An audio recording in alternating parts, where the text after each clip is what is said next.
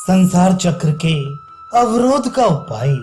श्री वशिष्ठ जी कहते हैं, रघुनंदन, जब केवल संकल्प रूपी नाभि का भली प्रकार अवरोध कर दिया जाता है तभी ये संसार रूपी चक्र घूमने से रुक जाता है।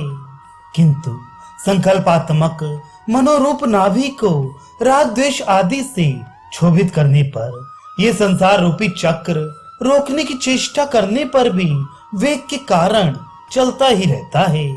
इसलिए परम पुरुषार्थ का आश्रय लेकर श्रवण, मनन, निधिध्यासन की युक्तियों के द्वारा ज्ञान रूपी बल से चित्त रूपी संसार चक्र की नाभि का अवश्य अवरोध करना चाहिए, क्योंकि कहीं पर ऐसी कोई वस्तु उपलब्ध है ही नहीं जो उत्तम बुद्धि तथा सौजन्य से परिपूर्ण शास्त्र सम्मत परम पुरुषार्थ से प्राप्त न की जा सके।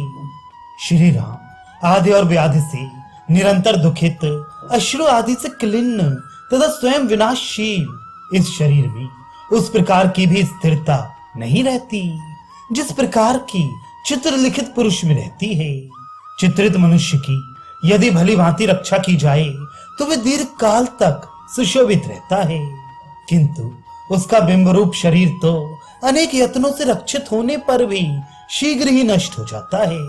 स्वप्न आदि का शरीर स्वप्नकालीन संकल्प से जनित होने के कारण दीर्घकालीन सुख दुखों से आक्रांत नहीं होता।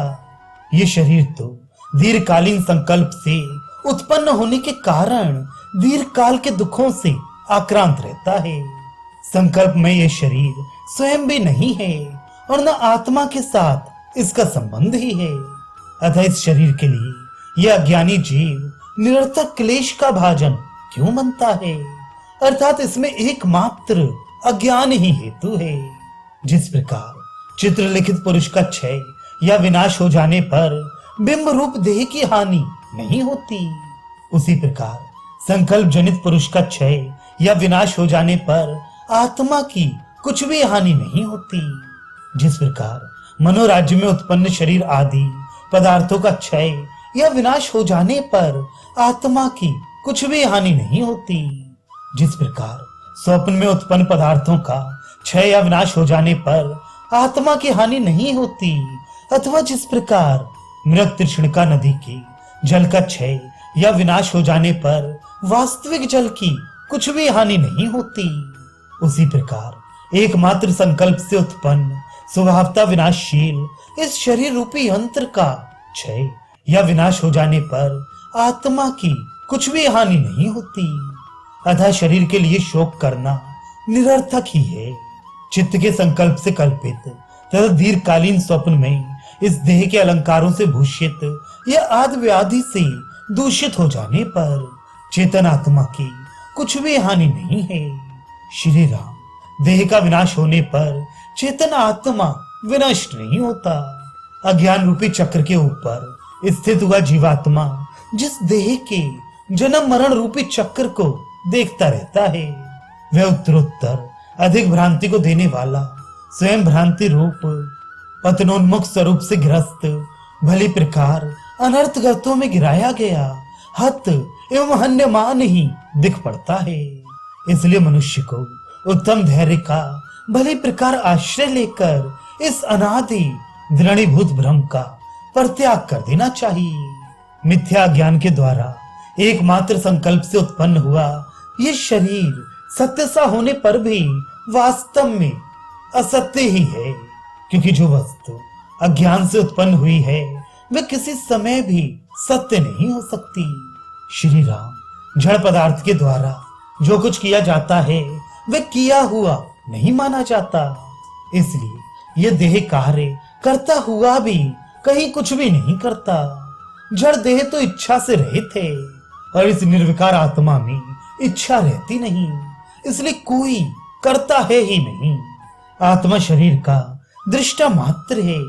अपने शरीर रूपी घर से चित्त रूपी वेताल को हटा देने पर इस संसार रूपी शून्य नगर में पुरुष कभी भी नहीं डरता। विशद बुद्धि से अहंकार की दास्ता छोड़कर और अहंकार को सर्वथा भूलकर शीघ्र अतिशीघ्र अपनी आत्मा का ही अवलंबन करना चाहिए। अहंकार से युक्त बुद्धि से जो क्रिया की जाती है, विश्ववल्ली के सदृश उसका फल मरण रूप ही होता है। विवेक एवं धैर्य से रहित जिस मूर्ख ने अपने अहंकार रूपी महोत्सव का अवलंबन किया, उसे तुम तत्काल विनष्ट हुआ ही समझो। राघव, जिन विचारों को अहंकार रूपी पिशाच ने अपने अधीन बना लिया, वे सब नरक रूपी अग्नियों के ईंधन ही बन गए हैं, अर्थात वे नरक की ज्वाला से जलते रहते हैं। पाप शून्य राघव, हा हा मैं मर गया हूँ, मैं जल गया हूँ इत्यादि जो दुख वृत्तियां हैं, वे अहंकार रूपी पिशाच की ही शक्तियां हैं, दूसरे की नहीं। जिस प्रकार सर्वत्र व्यापक आकाश यहाँ किसी से लिप्त नहीं होता, उसी प्रकार सर्वत्र व्यापक आत्मा भी अहंकार से लिप्त नहीं होता। श्री राम, प्राणवायु से युक्त ये चंचल देह रूपी यंत्र जो कुछ करता एवं जो कुछ लेता है, वह सब अहंकार की ही चेष्टा है। श्री राम, जड़ चित्त का जो आत्मा से सर्वथा पृथक है, चेतन आत्मा के साथ कभी संबंध हो ही नहीं सकता। चित्त ही आत्मा है, यो अज्ञान से ही प्रतीत होता है। ये जो आत्मा है, विज्ञान स्वरूप, चैतन्य रूप, अविनाशी, सर्वत्र विद्यमान और व्यापक है, जबकि अहंकार रूप चित्त तो मूर्ख और हृदयवर्ती सबसे बड़ा ज्ञान है। जिस पुरुष का चित्त रूपी बेताल शांत हो चुका है, ऐसे पुरुष का गुरु, शास्त्र, धन और बंधु उसी प्रकार उद्धार करने में समर्थ हैं। जिस प्रकार अल्प कीचड़ में फंसे हुए पशु का मनुष्य उद्धार करने में समर्थ हो, इस जगत रूपी महान अरण्य में अपने द्वारा ही स्वयं दृढ़ता से धैर्य धारण कर अपना उद्धार कर लेना चाहिए। श्री राम, मनुष्य को उचित है कि विषय रूपी सर्पों का बहिष्कार कर दे, आर्यों के मार्ग का अनुसरण करे और महावाक्यों के अर्थ का भली प्रकार विचार करके अपने अद्वितीय आत्मा का ही आश्रय ग्रहण करे। मनुष्य को अपवित्र, तुच्छ, भाग्य रहित तथा दुष्ट आकृति वाले इस शरीर के आराम के लिए विषय भोगों में कभी नहीं फंसना चाहिए, क्योंकि उसमें फंसे हुए पुरुषों को चिंता रूपी क्रूर राक्षसी खा डालती है। जैसे पत्थर का पत्थरपन अथवा जैसे घट का घटपना सामान्य सत्ता स्वरूप परमात्मा से अभिन्न ही है, वैसे ही समष्टि व्यष्टि मन आदि भी परमात्मा से अभिन्न ही है। श्री राम, इस विषय में आगे कही जाने वाली महान अज्ञान की नाशक मानस शिव पूजा रूप ये दूसरी बात तुम श्रवण करो, जो चंद्रमौली भगवान शंकर ने कैलाश पर्वत की कंदरा में जन्म मरण रूप दुख की शांति के लिए मेरे समक्ष कही थी।